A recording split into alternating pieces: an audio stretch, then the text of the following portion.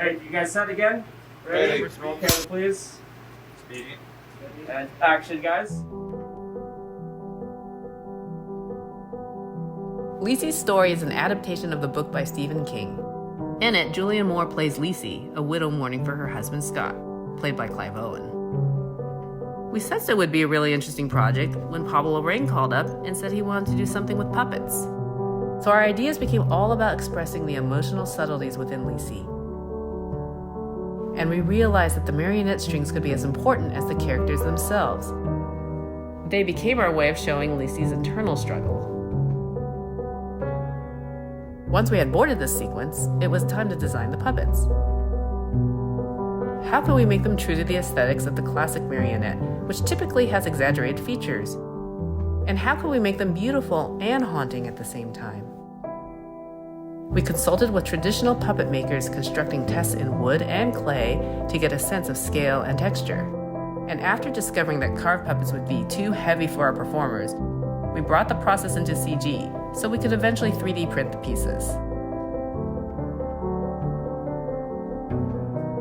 This gave us the chance to go back and forth with the performers on the functionality.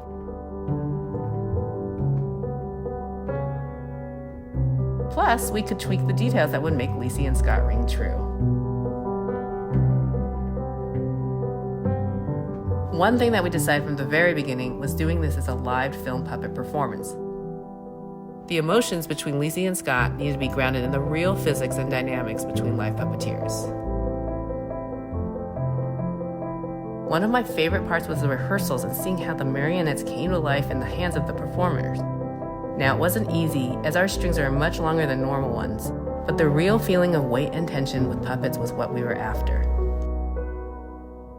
You might think we'd want to do this all in CG, but a performance of puppeteers is more human, full of all the emotion and reactions you would have between two people. We chose to focus on in-camera effects to depict how Lisey moves between emotional states.